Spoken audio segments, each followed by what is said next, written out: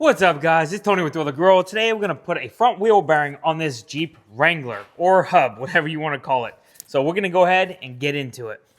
The first thing I'm going to do is go ahead and disconnect this ABS. If you got an older Wrangler, you might not have this ABS, so you're not going to have to worry about it. But since we're doing a newer generation Wrangler, it's a JKU 2012 Rubicon, it does have this ABS. So we're just going to pop all these off. There are some zip ties on this one, so we're going to have to get all those zip ties off. Now, where this ABS line runs for this Jeep Wrangler is behind this shock tower. There's usually two little tabs back here you can push and get it disconnected from the shock tower, and then you can disconnect it from the harness. Well, it's kind of hard to do with this wheel liner in here, so what I like to do is I just cut this wire and I'll flop it on the opposite side of the frame, and then it makes it a lot easier for me to disconnect it. So that's what we're going to do.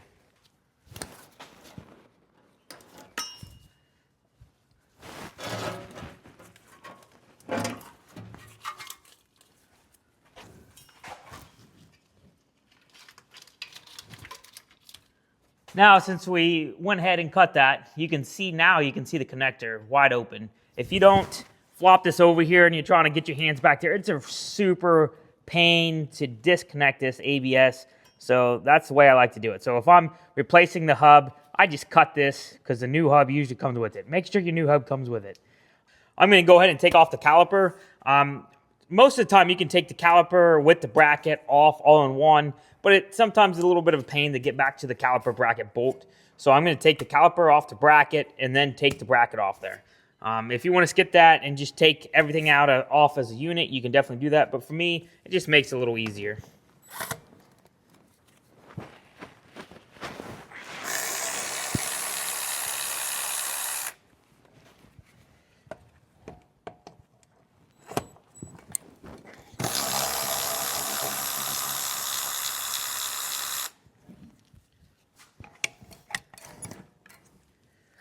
Now I just take this and hang it out of the way. Now you can see how much easier it is to get to these caliper bracket bolts.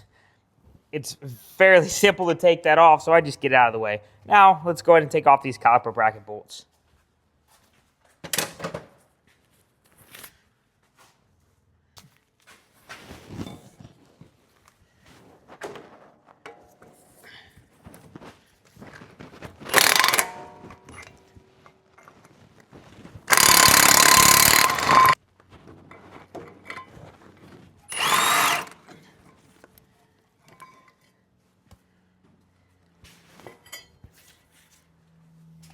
Now we're going to go ahead and take the axle nut off.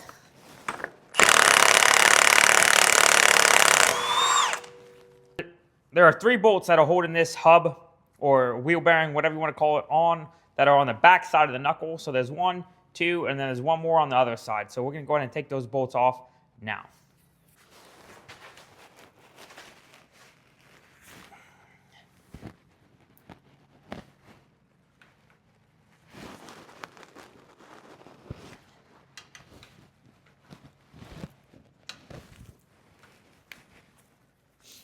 Okay, everything is completely unbolted. This wheel hub is ready to come off. Now, the next thing I like to do is I like to give this axle a tap to kind of push it in and get it freed up from the wheel bearing before I try to knock the wheel bearing off, hub off, whatever you want to call it. So I give it a little tap.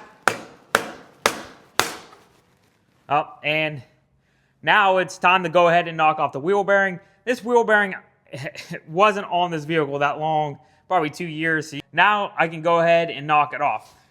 If yours does not come off this easy, I like to take an air hammer and I'll hit the air hammer on the tabs of the wheel bearing and try to spin it, and then I'll spin it completely out. So if yours does not come off this easy, normally they do not come off this easy. So you're either going to have to beat it with the hammer, try to knock it off, or take an air hammer like I normally do and hit the tabs where the bolts go into the wheel bearing.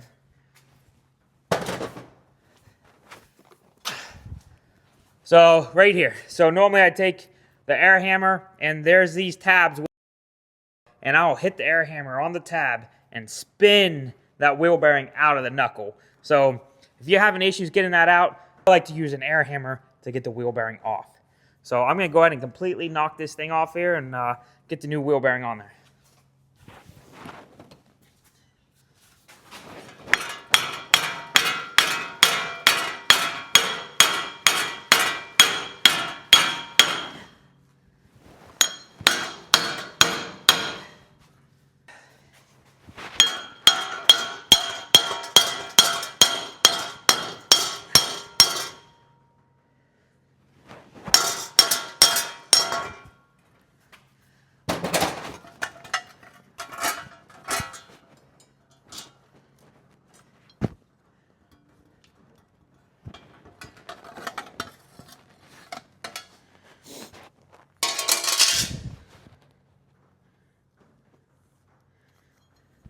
Oh yeah, so we take this wheel bearing, you can just feel it. There's like nothing left inside this wheel bearing.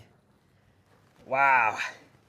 Well, sometimes this is what happens when you buy a fairly cheap wheel bearing. This time we went with something a little more expensive, so hopefully we don't have the problem. Plus, we're running an 1.5-inch wheel spacer and a 37-inch tire, so that definitely does not help the case at all. So we went ahead and got a little more expensive wheel bearing to put on there. So let's go ahead and get it on there. Also, if you guys are interested in any of the tools that I am using in this video or any of the parts that I'm using in this video, I will link them in the description. They're Amazon links. So if you guys are interested, that's where they're at.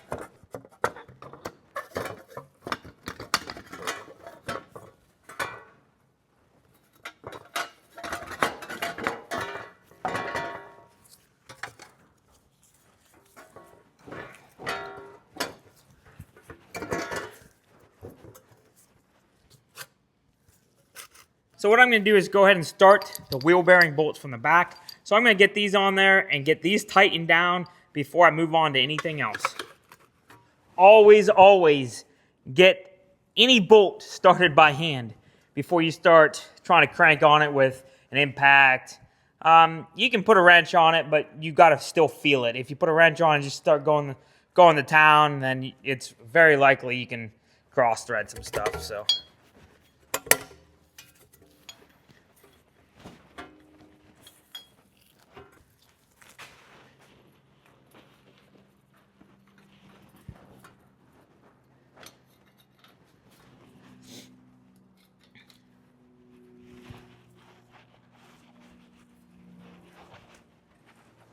You want to get them started. You don't want to tighten it all the way down because you still want to get the other bolt on there. If you tighten these two down, sometimes this dust shield gets pinched one way or another. So I just like to get them started, and then I'll put the other one on, and then I'll come back and tighten all these bolts.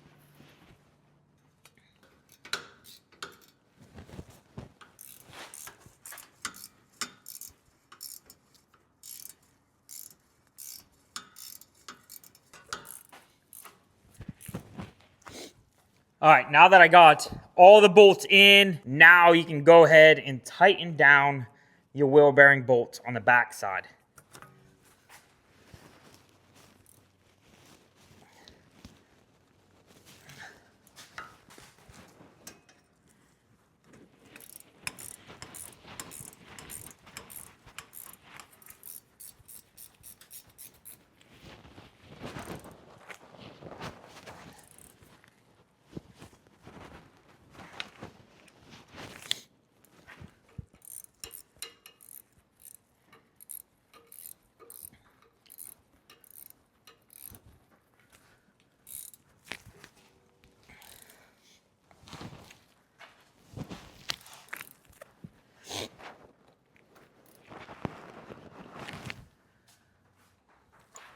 Now, before we do anything with the axle nut, you can put it on there, but I don't torque this yet. I go ahead and get the brakes on there. I'll get the ABS hooked back in, get it rerouted and hooked back in. Then I'll come back and torque this. I'll show you the trick that I use to torque this axle nut to make sure you get the proper torque. Also, all these other bolts have torque specs, and you can find a lot of that stuff online. I search a lot of my stuff on Google or I'll use ChatGTP, get on there and see what torque specs are. So you can definitely find torque specs. Just make sure you're getting the proper torque specs for each of these bolts that you're tightening down. So we're gonna go ahead and I'm gonna put the brakes on. Go ahead, since the brakes are on there, I'll go ahead and torque down this axle nut. What I like to do is take a screwdriver, put it in the brake rotor. So what that's gonna do is when this rotor turns, this screwdriver is gonna hold it so I can put a proper torque on this axle nut.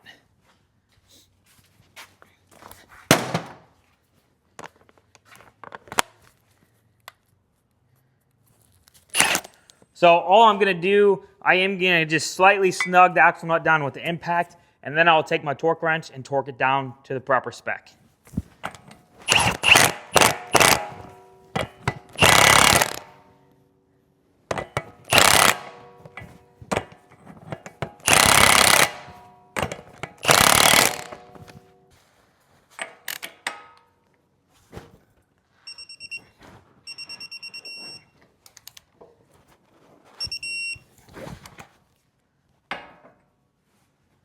All right, the last and final thing you need to do is just go ahead and hook up your wheel speed sensor.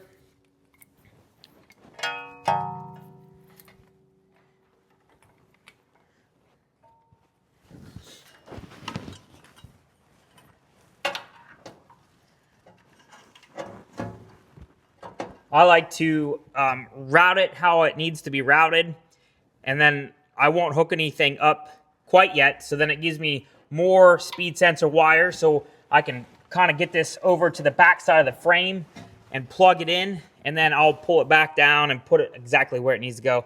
It just makes it easier trying to hook up this wheel speed sensor versus trying to fight it between this wheel liner and everything else. So now I got enough back here.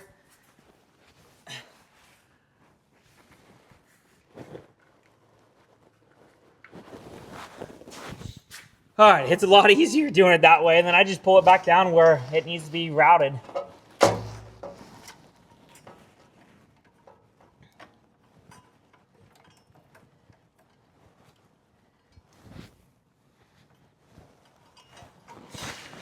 And it's that easy as that. I'm gonna get some zip ties and zip tie this up, and then I'm just gonna throw the wheel on here, torque it, and take it out for a test drive. But if you guys have any questions about anything that I did in this video or any other questions about a Jeep, just leave it in the comments. I'll get back to you guys. You guys have a good one.